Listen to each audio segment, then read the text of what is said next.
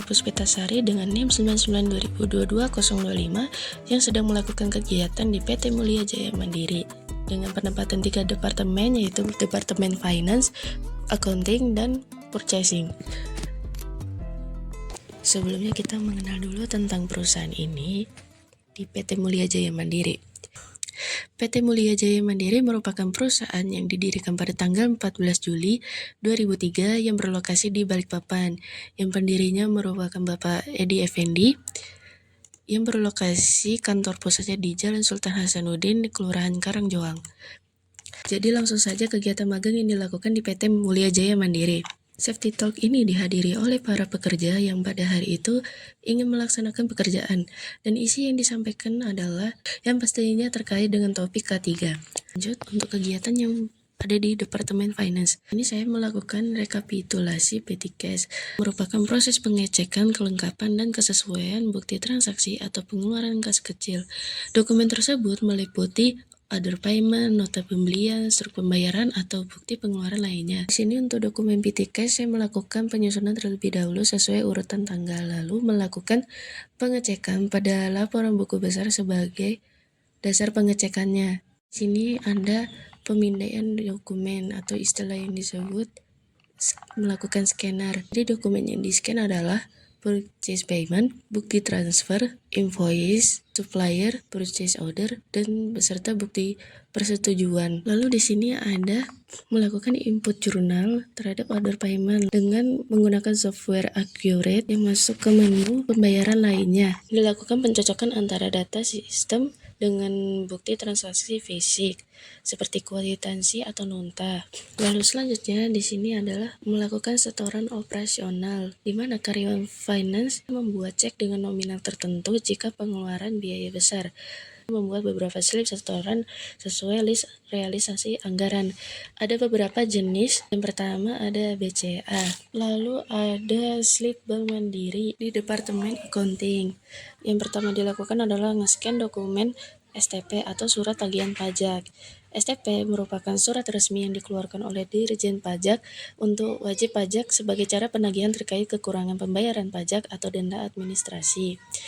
STP umumnya menyertakan informasi tentang tipe pajak, jumlah yang perlu dibayar, serta alasan penerbitan tagihan tersebut. Selain surat utama, STP juga menyertakan dokumen tambahan seperti lembar penghitungan pajak, bukti pembayaran, kode billing, serta surat komunikasi dari pihak pajak yang menjelaskan rincian dari tagihan tersebut. Lalu ada menginput data PPh 22 dan PPh 23, yang dimana mendapatkan laporan buku besar dari software Accurate, serta menginput data perusahaan, nomor invoice, serta nominal yang tertera. Selanjutnya ada penginputan SOA atau Statement of Account.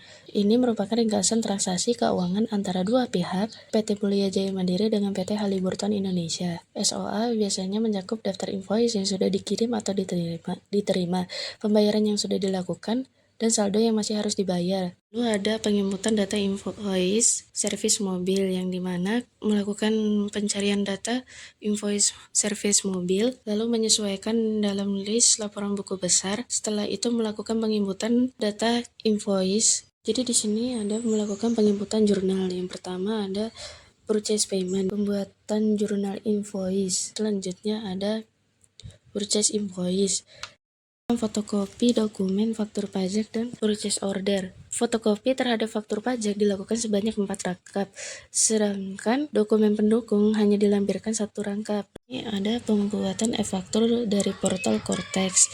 Tahapan melakukan pembuatan e-faktur pada Cortex itu ialah login dengan menggunakan NIK dan memasukkan kata sandi akun.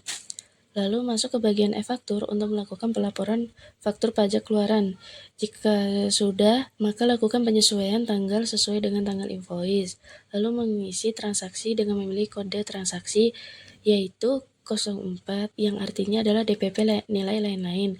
Kemudian mengisi referensi yang diisi dengan nomor invoice transaksi terkait. Dilanjutkan dengan mengisi informasi pembeli. Lalu masukkan MPWP, maka akan otomatis muncul data pada pemilik MPWP tersebut. Lalu masukkan informasi pembeli, dilanjutkan dengan detail detail transaksi.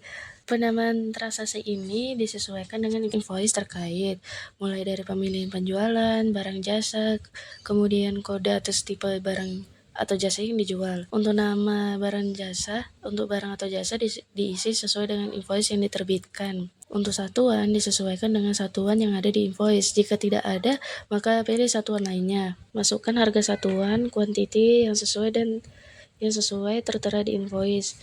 Jika invoice terdapat potongan harga, maka masukkan potongan harga. Karena kode transaksi 04 atau DPP lainnya, maka centang kolom DPP nilai lain. Untuk menghitung DPP, total transaksi kalikan 11, lalu dibagi dengan 12. Hasil inilah yang menjadi dasar pengenaan pajak 12%.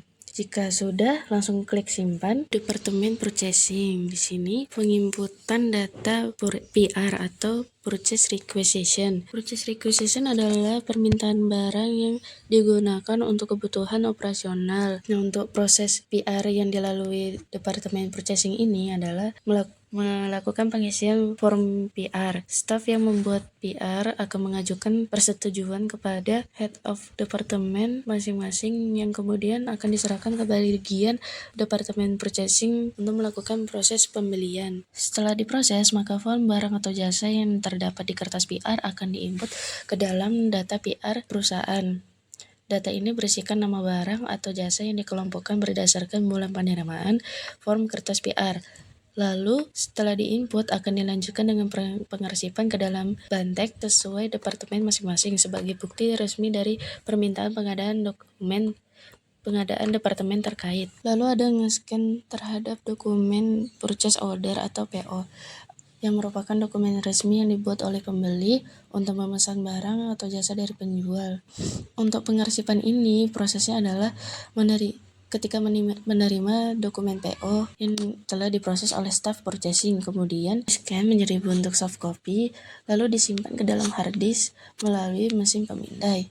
Kemudian dikonversikan menjadi bentuk soft copy untuk disimpan ke dalam hard disk melalui mesin scanner. Lalu dokumen hard file akan dikelompokkan sesuai dengan nama pemasoknya. Nah, ini merupakan kegiatan magang yang dilakukan sehari-hari dalam 3 departemen berbeda yang berada di PT Mulia Jaya Mandiri.